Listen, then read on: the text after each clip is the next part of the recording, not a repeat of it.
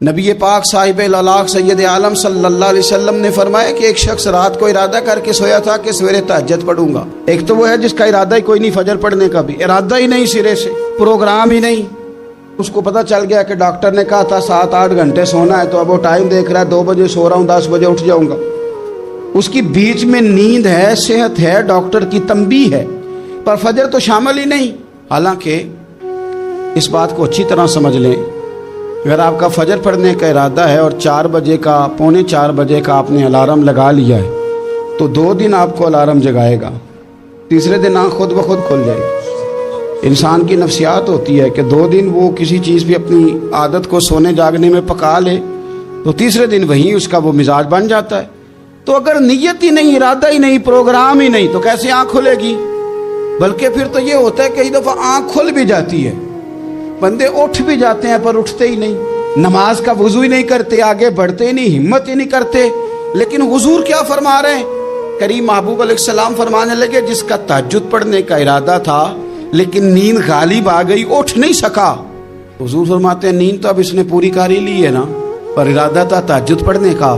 تو محبوب فرماتے ہیں نیند رب کی طرف سے صدقہ ہو گئی اور تہجد کا بھی اللہ نے ثواب عطا فرما دیا۔ سحری میں اٹھنا تو ہے نا جی، دہی لینے بھی جانا پڑتا ہے، دودھ لینے بھی کئی دفعہ جانا پڑتا ہے، تو اٹھنا تو ہے۔ تو ایسا نہ کریں کہ 10 منٹ پہلے اٹھیں، اٹھ کے پہلے تہجد کی نماز پڑھیں، وہ نماز جس کے بارے میں میرے نبی پاک علیہ السلام نے فرمایا جب بندہ تہجد کے لیے کھڑا ہوتا ہے تو رب اسے دیکھ کے مسکراتا ہے، جو اس کی شان کے لائق۔ باقی نمازوں پہ ثواب ہو رہا ہے، تہجد کے وقت اللہ مسکرا رہا ہے۔ اور حضور فرماتے ہیں اگر جوان آدمی تہجد کے لیے اٹھے تو رب فرشتوں کے سامنے فخر فرماتا ہے۔ تو تہجد کی نماز ہر روز موقع ہونا ہے، اٹھنا ہی اٹھنا ہے۔ شہری کے لیے تو اٹھنا ہی ہے، تو وہی وقت تہجد کا ہے، خوب تہجد کی نماز پڑھنی۔ ایک چیز آپ نے نا پورا رمضان استعمال نہیں کرنی، وہ غصہ ہے۔ سارے روزے نا، یعنی بالکل عین افطاری کے وقت بھی کوئی بندہ غلط بات، برداشت کون سی بات کرنی ہوتی ہے، صحیح کہ غلط؟ صحیح کو تو برداشت کرنے کی ضرورت ہی نہیں ہوتی، برداشت کرنی غلط بات ہوتی ہے، اس کو سہنا ہے، اسے کہنا یار روزے ہیں، رب کی رحمت برس رہی ہے، جا میں نے تجھے اللہ کی رضا کے لیے معاف کیا۔ اور ذہن میں حدیث رکھنی ہے کہ حضور نے فرمایا تو رب کے بندوں کو معاف کر، اللہ تجھے معاف فرمائے گا۔ رمضان شریف میں اور سعادت کے ساتھ اور پیار کے ساتھ، اور غیبت نہیں کرنی کسی کی بھی، کسی ادارے کی نہیں، کسی بندے کی نہیں، غیبت نہیں کرنی۔ آپ کو حدیث میں ملے گا کہ نبی پاک علیہ السلام نے کچھ بیویوں سے کہا تھا کہ تم نے تو روزہ توڑ دیا ہے اور تم نے حلال کے ساتھ رکھا تھا، حرام کے ساتھ توڑ دیا۔ یا رسول اللہ کس طرح؟ فرمایا غیبت نہیں کی تم نے، مردہ بھائی کا گوشت نہیں کھایا، یہ بہت بڑا جرم ہے، اس سے بچنا ہے۔ موبائل کم استعمال کرنا ہے، اور مہربانی کریں کم خبریں دیکھیں، جو خبریں عورتیں پڑھتی ہیں ان خبروں سے بھی پرہیز کریں۔ کوئی ہم نے بڑا سال 11 مہینے سیاسی تبصرے کر لیے، کیا انقلاب آیا پھر ملک میں؟ تو رمضان کا مہینہ سیاسی تبصرے رہنے دیں، زیادہ وقت مسجد میں گزاریں، زیادہ وقت اللہ کے گھر میں گزاریں، زیادہ ٹائم آپ تلاوت قرآن پاک میں، استغفار میں، درود شریف میں گزاریں۔ حضرت ابو الحسن رحمۃ اللہ تعالیٰ علیہ حضرت معاذ ابن جبل رضی اللہ تعالیٰ عنہ کے پاس بیٹھا کرتے تھے، فرماتے ہیں ان سے جو پیار بڑھا تو پھر میرا مصلی سے بھی بڑھ گیا۔ تابعی ہیں، فرماتے ہیں صحابی رسول سے محبت ہوئی تو ذکر سے بھی ہو گئی، پھر درود شریف سے بھی ہو گئی، محبت ان سے بڑھی تو پھر اللہ نے مسجد کا پیار بھی بڑھا دیا۔ آپ فرماتے ہیں کہ میری ہر وقت طبیعت چاہتی تھی کہ بس اللہ اللہ کروں، بس اللہ اللہ کروں، بس نہ میں ذرا تھوڑی جان چھڑاؤں لوگوں سے، کو 10 منٹ ملے تو میں کو 4 نفل پڑھ لوں، میں تھوڑا سا نہ بچوں لوگوں سے، اور مجھے تسبیح ملے تو میں نہ کچھ 400-500 دفعہ استغفار پڑھوں، سبحان اللہ، الحمدللہ، اللہ اکبر، لا حول ولا قوت الا باللہ، میں نہ تسبیحات پڑھوں۔ فرماتے ہیں کہ بچے تھے گھر میں 6-7، غربت تھی، کام ملتا کوئی نہیں تھا، اور میں کام چور نہیں تھا، کام ڈھونڈتا تھا، پر اللہ کی قدرت کے کام نہیں ملتا تھا۔ فرماتے ہیں کہ میں نے ایک دن اپنی اہلیہ سے کہا کہ آج میں پھر جاتا ہوں کام ڈھونڈنے، تو میری بیوی بڑی فرما بردار تھی، پر اس دن نہ غربت کے ہاتھوں تنگ آ کے کہنے لگی آج نانا کوئی تو چیز لے کے آیا، تو مجھ سے بچوں کی بھوک نہیں دیکھی جاتی، یہ سب روگاں دا روگ محمد جس دا نام غریبی، کنڈ بلا کے لنگ جاندے نہیں دوست یار قریبی، آج نہ کچھ لے کے آیا تو میں بچے لے کے چلی جاؤں گی۔ شیخ فرماتے ہیں کہ میں بڑا پریشان گھر سے نکلا، پر میں نے صبح سے لے کے زور تک کام ڈھونڈا، کام ملا کوئی نہیں. تو میرے دل میں خیال آیا چلو کام نہیں ملتا تو اللہ اللہ تو کرے نا, چلو بندوں کی مزدوری نہیں ملتی تو رب کریم کی عبادت ہی کرتے ہیں. فرماتے ہیں کہ میں نے نا فرات کے پانی سے وضو کیا, نہر کے, شدید دھوپ تھی, ساتھ ریت تھی اور ریت تپ رہی تھی. میں نے اپنا رومال وہیں مصلی کے طور پر بچھا لیا اور فرماتے ہیں کہ زور سے لے کر عصر تک نماز پڑھی, دھوپ بھی پورے زور پہ پر میرے سجدے کا ذوق بھی پورے زور پہ. فرماتے ہیں سورج بھی چمک رہا ہے اور رب کی عبادت کا ذوق بھی پورے زور پہ. میں سجدہ کروں تو پھر میرا اٹھانے کو جی نہ چاہے. میرے استاد لکھا کرتے تھے, یہ ان کا شعر ہے, وہ کہا کرتے تھے مجھے سوز دے, مجھے ساز دے اور مجھے نیم شب کا نیاز دے, دم سجدہ خود کو میں توڑ دوں, مجھے ایسا ذوق نماز دے. اور میں تیری بہار کا پھول ہوں, میں کھلا بھی ہوں تو تیرے لیے, مجھے میری شاخ سے توڑ لے, مجھے اپنی زلف کا ناز دے. بھائی فرماتے ہیں کہ عصر تک میں نے نفل پڑھے, دل ڈھلنے لگا, عصر کی نماز پڑھی اور میں وہاں سے چلا. اب میں جب نکلنے لگا تو دل میں خیال آیا کہ چھوٹی چھوٹی دیواریں ہیں گھر کی, بغیر کچھ لیے جاؤں گا تو بیوی دور سے دیکھے گی تو شور کرے گی کہ پھر خالی ہاتھ آ گیا ہے. کہتے میں نے اپنی اسی رومال میں جس پہ میں نے نماز پڑھی تھی نا, رومال میں کیا آخر پنجابی جو صافہ کہتے ہیں, اسی میں نا میں نے کچھ ریت بھر لی کہ وہ دور سے دیکھے گی تو سمجھے گی کچھ لے کے آیا ہے. چلو جا کے اسے بتا دوں گا کہ آج پھر مزدوری نہیں ملی. کہتے ہیں وہ ریت لے کر جب میں گھر میں گیا تو پہلے بیوی دروازے پہ کھڑی ہوتی تھی, پوچھتی تھی خالی ہاتھ آ گئے ہو, آج میں نے دیکھا تو ہے ہی کوئی نہیں. فرماتے ہیں میں اندر داخل ہوا, سلام لیے, کونے میں نے وہ رومال رکھ دیا اور میں نے آواز دی کہ بھلی مانس کہاں ہو. تو وہ کہنے لگی آپ منہ ہاتھ دھو لیں, میں روٹی لے کے آئی. میں نے کہا روٹی کہاں سے آ گئی, یہاں تو کئی دنوں کے فاقے ہیں, تو کئی دنوں کی غربت ہے, یہاں تو اس گھر میں تو فقیری ہے. فرماتے ہیں کہ وہ روٹی لے کے آئی اور اس وقت کی جو موجودہ نعمتیں تھیں, سمجھ لیں سلاد, اچار, ہر چیز ساتھ لائی. میں نے کہا کہ بچے کہاں گئے؟ کہنے لگی وہ کھانا کھا کے کھیلنے گئے, آپ کھانا کھا لیں آ جاتے. کھانا اس نے چن لیا. میں نے حیرت انگیز لہجے میں ساری نعمتیں اپنے دسترخوان پہ دیکھ کر کے بیوی سے پوچھا یہ کہاں سے آیا کھانا, بچوں کو تو نے کہاں سے کھانا کھلایا, یہ سارا کچھ کیسا ہے؟ کہنے لگی پتہ نہیں آج آپ کس کریم کی مزدوری کرنے چلے گئے تھے, پتہ نہیں کس کریم کی, میرے گھر میں تو اتنی نعمتیں آئی ہیں کہ مجھ سے سنبھالی نہیں جا رہی, اتنا اناج ہے, اتنا گندم ہے, کس کریم کے دروازے آج چلے گئے تھے.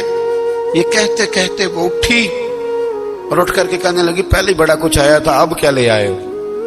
اور جا کر کے نا اس نے وہ ریت والا رومال کھولا. کہنے لگے میں تو لے کے آیا تھا ریت, تو میرے رب نے اسے بھی سونے اور ہیرے بنا دیا تھا. جب آپ کی توجہ اللہ کی جانی, میرے نبی پاک صلی اللہ تعالی علیہ وسلم نے فرمایا ہر چیز اپنے رب سے مانگ, ہر چیز مانگ, ہر چیز مانگ. یا رسول اللہ کیا کچھ؟ میرے محبوب نے فرمایا تیرے گھر میں نمک بھی ختم ہو جائے تو وہ بھی اپنے رب سے مانگا کر, تو مانگنا وہ تجھے دے گا, تو اس کی بارگاہ میں کشکول طلب دراز تو کرنا. اور ترمذی شریف میں عجیب لفظ ہے, رسول کائنات نے فرمایا, رب کریم فرماتا ہے جب میرا بندہ ہاتھ اٹھاتا ہے نا تو مجھے حیا آتی ہے کہ میں خالی کیسے لوٹا دوں اس کے. اتنے بڑے بادشاہ کی بارگاہ میں جب انسان کا رشتہ اپنے مالک کے ساتھ ہوتا ہے پھر تو غم بھی کچھ نہیں کہتے, پریشانیاں بھی کچھ نہیں کہتی, پھر تو زندگی صبر والی, پھر تو زندگی توکل والی, پھر تو زندگی بھروسے والی. پھر انسان اپنے آپ کو رسوا نہیں کرتا, دنیا داروں سے امیدیں اس کی ختم ہو جاتی, امیدیں اللہ رسول سے لگا لیتا, مضبوط ہو جاتا ہے, مضبوط, طاقتور ہو جاتا ہے, خوددار ہو جاتا ہے, باوقار باعزت ہو جاتا ہے. حضرت بہلول دانا رحمت اللہ علیہ بیٹھے تھے تو ہارون رشید حج کر کے آ رہا تھا, تو رستے میں حضرت شیخ سے ملاقات ہو گئی. تو السلام علیکم کے بعد کہنے لگا حضور کوئی حکم ہو تو بتائیے گا. تو حضرت بہلول دانا فرمانے لگے تیرا رب کون ہے؟ اس نے کہا اللہ. تو فرمایا میرا کون ہے؟ کہا اللہ. فرمانے لگے تو بڑا ہی بیوقوف ہے, کیا تو یہ سمجھتا ہے کہ رب ہارون رشید کو تو دے گا اور بہلول دانا کو بھول جائے گا؟ تیرا بھی وہی رب ہے, میرا بھی وہی رب ہے. اس نے اگر تجھے دے کے آزمایا ہے تو ہو سکتا ہے مجھے نہ دے کے آزما رہا ہو. جب اس کی حکمت کے تقاضے ہوں گے تو عطا کرے گا اور دے گا, تو جا اپنا کام کر. بھائی اپنی روحانی زندگی, اپنی عبادات, اپنے وظائف, اپنے روزمرہ کے معاملات، اپنی دعائیں، اپنا استغفار. دیکھو کوئی مشکل کام تو نہیں 2 رکوع ہیں سورہ واقعہ کہ اگر رات کو پڑھ لی جائے تو. میں کس طرح یہ بات بیان کروں کہ تعویذ بانٹنا آسان ہے اور وظیفہ بتانا مشکل ہے. سارا دن تعویذ بانٹیں تو لوگ لینے کو تیار ہیں، اور اگر آپ وظیفہ بتائیں تو کہتے ہیں تو مشکل کام ہے. او خدا کے بندے، اگر آپ کا تعلق قرآن پاک کے ساتھ مضبوط ہو، قرآن پاک کے ساتھ اگر آپ کا رشتہ ہو، لوگ سفارشیں ڈھونڈتے ہیں نا دنیا میں، کوئی تعلق مل جائے تو میرا کام ہو جائے. دنیا میں اتنا مشکل معاملہ ہے، آخرت میں مجھے بتائیے گا کتنا مشکل معاملہ ہوگا. میرے نبی پاک صلی اللہ تعالی علیہ وسلم نے فرمایا جو لوگ سورہ ملک پڑھا کرتے تھے نا، سورہ ملک، یہ سورت ملک قیامت میں ان کی سفارش کرے گی، اور اس طرح کرے گی کہ کہے گی اے اللہ یہاں اس بندے کو جنت میں داخل کر دے یا مجھے قرآن پاک سے علیحدہ کر دے. تو رب فرمائے گا جا اس کا دامن تھام کے اسے جنت تک پہنچایا. آپ بات کو سمجھیں، جب آپ کے تعلقات اپنے معاملات کے ساتھ مضبوط ہوں گے. یہ نبی کریم نے وعدہ کیا ہے کہ تو سورت واقعہ پڑھ تیرے گھر میں فاقہ نہیں آئے.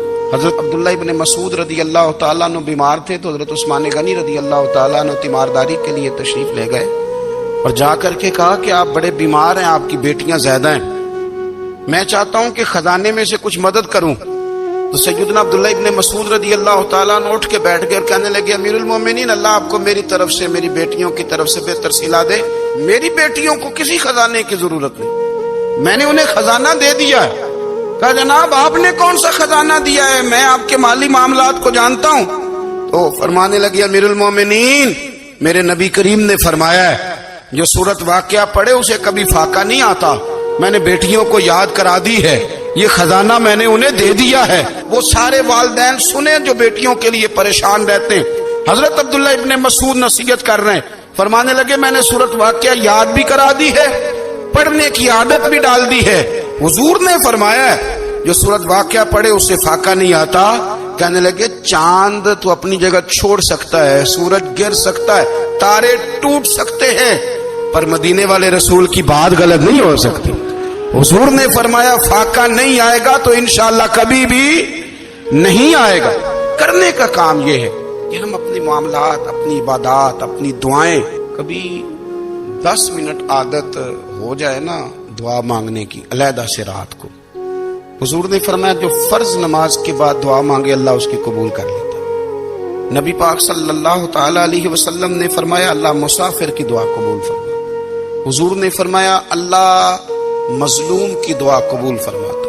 حضور نے فرمایا بیمار سے دعا کراؤ اللہ اس کی دعا قبول فرماتا ہے. میرے نبی پاک نے فرمایا ماں باپ جب بھی اولاد کے لیے ہاتھ اٹھائیں، ویسے تے بلے شاہ تو آسمانی اڈدیاں ہی پھڑ دیں، جڑا گھر بیٹھا انہوں پڑے گا ہی نہیں. حضور فرمانے لگے ماں باپ جب بھی اولاد کے لیے دعا فرمائیں اللہ ان کی دعا کو قبول کرتا ہے. آپ اپنا تعلق بنائیں دعا کے ساتھ، عبادت کے ساتھ، مصلی کے ساتھ رشتہ بنائیں، استغفار پڑھیں. صلاح الدین ایوبی صلیبی جنگوں میں تھے، رات کو مسجد اقصی میں نماز پڑھی تو پریشان تھے. ایک بزرگ سے ملاقات ہوئی تو وہ کہنے لگے کہ آپ بڑے پریشان ہیں. کہنے لگے حضور پریشان اس لیے ہوں کہ پہلے ہی مسلمان کمزور ہے، اب میں نے سنا ہے دشمن کا ایک بحری بیڑا وہ جنگی سامان سے بھرا ہوا آ رہا ہے، تو اب ان کے پاس اور تلواریں اور نیزے آ جائیں گے، مسلمانوں کے پاس پہلے ہی وسائل کی کمی ہے، پریشان ہو کس طرح کر کے مقابلہ کریں گے. یہ بات کہتے ہی صلاح الدین ایوبی نے بزرگوں سے کہا حضور آپ بھی دعا کرنا، دعا کی بڑی طاقت ہے. میرے نبی پاک نے فرمایا دعا مومن کا ہتھیار ہے، دعا مومن کا، دعا مومن کا. حضور نے فرمایا تقدیر کو سوائے دعا کے کوئی چیز نہیں بدل سکتی. دعا مومن کا ہتھیار ہے، یہ کافر کے پاس کوئی نہیں، یہ ہتھیار ہے مومن کا. اللہ کرے آپ کو سمجھ آئے. پھر سنیں کئی بار کہہ چکا ہوں یہ ہتھیار ہے. کافر کے مقابلے میں جو تیرے پاس سب سے بڑا ہتھیار ہے وہ دعا ہے. دعائیں کرانی چھوڑ دی، کرنی چھوڑ دی، لینی چھوڑ دی. حضرت سیدنا انس بن مالک رضی اللہ تعالیٰ عنہ فرمایا کرتے تھے میں نے وہ رنگ دیکھا ہے جب حضور دعا مانگتے تھے اور حضور کی مقدس آنکھوں میں آنسو بھی ساتھ ہی بہا کرتے تھے، میں نے وہ انداز دیکھا ہے. تو صلاح الدین ایوبی بزرگ سے کہنے لگے آپ بھی دعا کیجیے، اور خود رونے لگے اور سر سجدے میں رکھ کے رونے لگے اور عشاء سے لے کر فجر تک روئے، خوب روئے.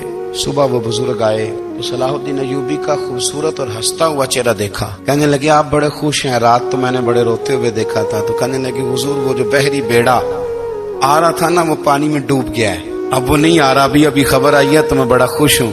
بزرگ کہنے لگے اٹھ سینے سے لگ اور سن ایک بات, وہ بحری بیڑا پانی میں نہیں ڈوبا, وہ تیرے آنسوؤں میں ڈوب گیا ہے.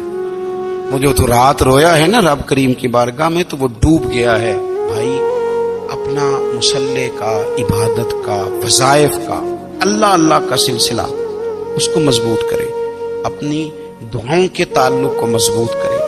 دعائیں بڑے انقلاب برپا کر دیتی ہیں. ہم تھوڑے نا جب سے خشک ہوئے ہیں نا, خشک, اور میری تو جماعت ہی صوفیاء کی جماعت تھی. ہم تو داتا علی اجمیری کی جماعت سے, ہم تو خواجہ اجمیری کی جماعت سے, ہم تو شیخ احمد فاروق سرہندی کی جماعت سے, ہم تو صوفیاء کی جماعت. ہماری جماعت نے بھی وہ تعلق جو ہمارے بزرگوں نے بنایا تھا. بزرگ اللہ کے قریب کیسے جاتا ہے؟ ہمارے یہاں نا بہت سارے لوگ کہتے ہیں جی نظر ہو گئی تو کام ہو گیا. بھائی جو بخاری مسلم میں طریقہ ہے نا اللہ کا قرب پانے کا وہ تو نفل ہے. نبی کریم علیہ الصلوۃ والسلام نے فرمایا بندہ نفلوں کے ذریعے رب کے قریب جاتا ہے, اور اتنا قریب جاتا ہے کہ پھر اللہ اس کی زبان بن جاتا ہے, اللہ اس کی آنکھیں بن جاتا ہے, کان بن جاتا ہے, ہاتھ اور پیر بن جاتا ہے. تو یہ تو عبادت ہے, یہ تو اللہ کی بارگاہ کی حاضری ہے جو آپ کو اللہ کے قریب کرے گی. تو اپنے نماز کو اہمیت دے کے ادا کریں, نمازیں موبائل بند کر کے ادا کریں. دیکھیں نا کچھ لوگ کہتے ہیں مجھے ٹائم نہیں ملتا نماز کا, تو میں کہتا ہوں یہ آپ نے بڑی جرت کی بات کی ہے. مجھے کو میرا پیر بھائی کہہ دینا میرے پاس ٹائم نہیں آپ کو ملنے کا, تو میں کہتا ہوں آج کے بعد آنا ہی نہ. تو کیا سمجھتا ہے تو بڑا آدمی ہے, تیرے پاس ٹائم نہیں ہے اور ہمیں ملنے کا ٹائم, موج کر. آپ نے اللہ رسول کو کہہ دیا ٹائم نہیں. اور عجیب فلسفہ ہے نا, کہا جائے نماز پڑھنے آؤ تو کہتے ہیں کپڑے ٹھیک نہیں, اور کہا جائے کہ آؤ ذرا دعوت پہ چلیں تو کہتے ہیں 1 منٹ ٹھہر میں کپڑے بدل کے آیا. نماز کے لیے کہا تو کہتا ٹھیک نہیں, دعوت کے لیے کہا تو کہتا میں ذرا تیاری کر لوں, یوں جانا مناسب نہیں. یہ معاملہ ٹھیک نہیں. رب تو فرماتا ہے کہ جب تو مسجد میں آ تو زینت اختیار کر کے آ, خوب ذوق سے دعا مانگے, خوب شوق سے نماز پڑھیں, خوب استغفار کا مزاج بنائیں. آپ لوگوں کے بیچ رہ کے سوکھ حاصل کرنا چاہتے ہیں. قبولیت بڑی نعمت ہے. کچھ لوگوں کے پاس قابلیت بڑی ہوتی ہے پر ان کی قبولیت. 2 بھائی تھے, ملا فضل اور فیضی اکبر کے دربار میں, بڑے عالم, قرآن مجید کی تفسیر لکھی ہے اور ایسے لفظ کوئی استعمال نہیں کیے جن پر کوئی نقطہ آئے, بے نقطہ تفسیر. بڑے بھائی کا حافظہ اتنا مضبوط تھا کہ وہ کسی چیز کو 1 دفعہ سنتا تھا تو یاد کر لیتا تھا. چھوٹے بھائی کا حافظہ اس طرح کا تھا کہ وہ 2 دفعہ سنتا تھا تو یاد کر لیتا. ایک شخص اپنا قصیدہ شاعری بادشاہ کے لیے لکھ کے لایا, تو اس نے جب دربار میں سنایا تو بڑا کہنے لگا بادشاہ یہ تو شعر ہی میرے. اس نے کہا آپ کے کیسے ہیں؟ کہا میں سناؤں. آپ نے ابھی اشعار سنے ہیں, 1 دفعہ سن کے یاد نہیں ہوتے. کوئی بندہ دعویٰ نہیں کر سکتا کہ مجھے یاد ہو گئے, لیکن وہ بڑے بھائی کو چونکہ اس کا حافظہ اتنا زیادہ تھا, اس نے 1 دفعہ سنے اور اس نے سنا دیے. تو اب بادشاہ کو یقین ہو گیا یار حد ہو گئی, یہ تو نہیں نہ ہو سکتا کہ اس کو اس نے سنا دی. تو چھوٹے والا کہنے لگا بادشاہ سلامت یہ واقعہ میرے بھائی کے شعر ہیں, یہ تو مجھے بھی آتے, کیونکہ وہ 2 دفعہ سن کے یاد کر لیتا تھا. بڑے 1 دفعہ شاعر سے سنا, 1 دفعہ بڑے بھائی سے سنا, اب 2 دفعہ سننے پہ یاد ہو گیا. جب اس نے بھی سنا دیے تو بیچارے شاعر کو سزا مل گئی اور ان دونوں کو انعام مل گیا. بلا کا حافظہ, بلا کے قابل, کمال ڈگریاں, کمال باتیں, کمال علم و فن, لیکن ان کی قبولیت نہیں تھی. بادشاہ کے ناجائز کاموں میں بھی اس کو سپورٹ کرتے, فتوے دیتے, اور بادشاہ کو گمراہ کرنے میں انہوں نے بڑا کردار ادا کیا. اسی دور میں ایک مرد کلندر کو اللہ نے قبولیت عطا فرمائی جن کو شیخ احمد فاروقی مجدد الفسانی کہا جاتا ہے. انہوں نے دین کی تبلیغ کی, کام کیا, خدمت کی, ان کی خدمت قبول ہوئی. مجدد صاحب کی کتاب مکتوبات جو انہوں نے خطوط لکھے تھے دنیا میں پڑھی جاتی ہے, اس سے لوگ فیض پاتے. اور میرے بھائی ابو جہل بڑا قابل تھا, ابو الحکم کہتے تھے لوگ اس کو, دانائیوں والا, حکمتوں والا, پنچایت کا آدمی, لوگ مشورے لیتے تھے, لیکن بڑا سمجھدار, بڑا معاملہ فہم, بڑا مدبر ہونے کے باوجود اس کی قبولیت, یہ قبولیت اللہ نے حضرت صدیق اکبر کو عطا فرمائی. ساری زندگی ہم نے قابل بننے پہ لگا دی, قبول ہونے پر توجہ ہی نہیں کی. قابلیت بھی پیدا کرے لیکن قیمتی جوڑا ہو اور محنت سے شوق سے خریدا ہو، رنگ بھی پسند ہو، کپڑا بھی بڑا بہترین ہو، درزی کو دیا بھی جائے، لیکن اگر وہ درزی بھی کئی راتوں کا بیدار ہے، آنکھیں اس کی باہر آ گئی ہیں، اس نے سی کر کے دیا ہے، لیکن اگر تو اس کی تعریف ہو جائے تو پھر تو وہ خوش ہو جاتا ہے کہ بھئی کہتے کیا بات ہے جناب کی مہربانی، آپ نے کمال کر تو مطمئن ہو گیا۔ لیکن اگر کسی نے کہہ دیا کہ یار تو نے تو حد کر دی ہے، یہ تو ناپ ہی پورا نہیں، ماپ ہی سارا غلط ہو گیا، تو مجھے بتائیے وہ ساری محنت فائدہ مند ہوئی کہ رائے گاں گئی؟ جو قبول ہو جاتے ہیں نا، اصل بات ان کی قبولیت، اصل چیز قرآن مجید پڑھا ہے، تلاوت کی ہے، عبادت کی ہے، دعا کرو نا وہ قبول بھی تو کرے، اور وہ کریم ہے۔ اگر تو قبول کرنے پہ آئے تو نبی پاک علیہ السلام نے فرمایا تم باتیں کرتے کرتے ایک ایسا جملہ کہتے ہو کہ مالک کو اتنا دریائے رحمت کو جوش آتا ہے کہ ایک جملے کی وجہ سے تمہارے لیے جنت کا فیصلہ کر دیتا ہے۔ جب تک اللہ کے حضور قبولیت کی انسان کے لیے نعمت میسر نہیں آتی، وہ اپنے تئیں جتنا مرضی عابد، زاہد، پارسا، نیک، سخی، صوفی، درویش، عالم، مفتی، پیر بن کے بیٹھا رہے، جب تک قبولیت نہیں، جب تک اس کے حضور، اللہ کے نبی کہتے ہیں، اللہ کا گھر بنا کے کہتے ہیں ربنا تقبل منا، یا اللہ مہربانی کاری سے قبول۔ بھائیو قبولیت بڑی ضروری ہے۔ عید والا دن تھا، حضرت فاروق اعظم رضی اللہ تعالیٰ عنہ نے نبی پاک علیہ السلام کے مصلی پہ کھڑے ہو کے لوگوں کو عید کی نماز پڑھائی، اور پھر اللہ کے محبوب کی امت کے مابین خوشیوں بھری، محبتوں بھری انہوں نے ملاقاتیں بھی کی، لیکن گھر گئے تو اچانک آنکھوں میں آنسو آ گئے، اور وہ آئے تو وہ تیز ہو گئے آنسو، تو گھر والی کہنے لگی آپ کا ہر جگہ یہی حال ہے، آج عید کا دن ہے مسرت کا اور آج بھی آپ رونے لگے؟ آپ فرمانے لگے تو ٹھیک کہتی ہے، مجھے بھی اندازہ ہے کہ آج خوشی کا دن ہے، عید الفطر ہے، روزے گئے ہیں تو رونا نہیں چاہیے، خوشی کرنی چاہیے، تو کب پھر آپ کیوں رو رہے ہیں؟ تو فرمانے لگے بس کیا کروں، دل نرم ہے، ایک بات یاد آ گئی، اس نے رلا ڈالا ہے۔ حضور کیا یاد آیا؟ فرمانے لگے میرے دل میں خیال آیا ہے عید تو اس کی ہے نا جو قبول ہو گیا ہے، جس کے روزے قبول ہو گئے، جس کی نمازیں قبول ہو گئی، جس کی تراویح قبول ہو گئی، جس کا اعتکاف قبول ہو گیا، جس کی بیت اللہ کی حاضری قبول ہو گئی، جس کی روضہ رسول کی حاضری قبول ہو گئی، جو قبول ہو گئی۔ عید تو اس کی ہے، لیکن جس نے سارا کچھ کیا ہے پر قبول نہیں ہوا، تو اس کو پھر میری طرح رونا ہی چاہیے، اس کے لیے رونا ہی تو ہے۔ وہ یارو اگر وہ کرے قبول تو بڑا کریم ہے، ورنہ حال یہ ہے کہ فویل للمصلین، کچھ نمازیوں کے لیے بھی بربادی ہے، کچھ قاریوں کے لیے بھی بربادی ہے، کچھ ایسے صاحبان علم بھی ہوں گے جو صبح قیامت معاذ اللہ ثم معاذ اللہ، حضرت ابو ہریرہ فرماتے ہیں سب سے پہلا حساب ہی قاری کا، سخی کا اور شہید کا ہوگا، اور ان کی اپنی تصنع، ریاکاری اور دکھلاوے کی نیتوں کی بنیاد پر ان کے اعمال دھتکار دیے جائیں۔ دعا کرو اس کے حضور قبولیت ہو جائے، اگر تو وہ کر لے قبول ہو جائے مہربانی، تو حضرت صدیق اکبر جا کے حضرت بلال حبشی کو خریدنے کے لیے کھڑے، کہتے ہیں میرا گورے رنگ والا غلام رکھ لے، یہ کالا حبشی غلام مجھے دے دے۔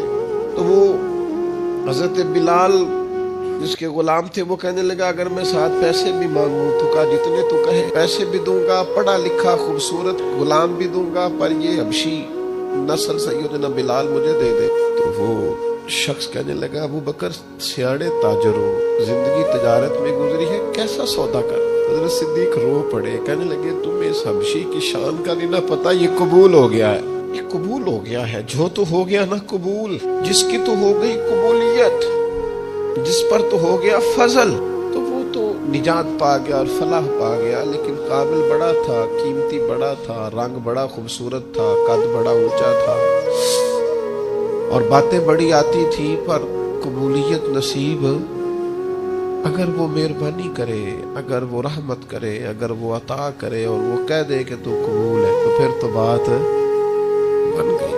دیکھو نا یہ قبول ہوئے۔ صحابہ فرماتے ہیں ایک شخص زرہ پہنے حضور کی بارگاہ میں آیا کہ یا رسول اللہ پہلے جہاد کروں کہ پہلے کلمہ پڑھوں؟ تو نبی پاک نے فرمایا تو پہلے کلمہ پڑھ پھر جہاد کر۔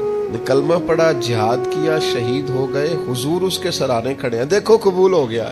یہ دیکھو سرانے حضور کھڑے، ابھی آیا تھوڑی دیر پہلے، थोड़ी देर पहले अभी आया, थोड़ी देर हुई एक आया कालिया जुल्फा वाला, ਐਵੇਂ 2 ਘੜੀਆਂ मेरे मन ਵਿੱਚ रुकिया ते कर गया नूर उजाला। हुजूर सराहने खड़े हैं और मुस्कुरा मुस्कुरा के फरमा रहे हैं, देखो अमल थोड़ा किया है और अजर ज्यादा ले गया है। ये कबूल हो गया है ना, ये कबूल। सलमान फारसी कबूल हो गए, बिकते बकाते दरवाजा रसूल पे आए, सलमान कबूल हो। सलमान फारसी हुजूर की बारगाह के मकबूल हो गए, वो खिदमत आली मर्तबत में रहने लगे। सलमान फारसी को आजाद कराना था तो उनके लिए बंदोबस्त भी हुजूर करा, उनके लिए खेत और पौधे तैयार किए जा रहे हैं, बंदोबस्त हो रहा है। सलमान कबूल हो गए। फिर इतने कबूल हुए, इतने कबूल हुए, कहां से बिकते बिकाते आए थे, तेरी तलाश में फिरा मैं जंगल पहाड़ और दश्त में। और फिर इतने कबूल हुए कि महबूब करीम ने फरमाया, लोगों इसे गैर न समझना, सलमान मिन्ना अहलिल बैत, काबिलियत भी तलाश करो लेकिन दुआ करो ना वो कबूल भी करे, उसकी बारगाह से कबूलियत भी मिले।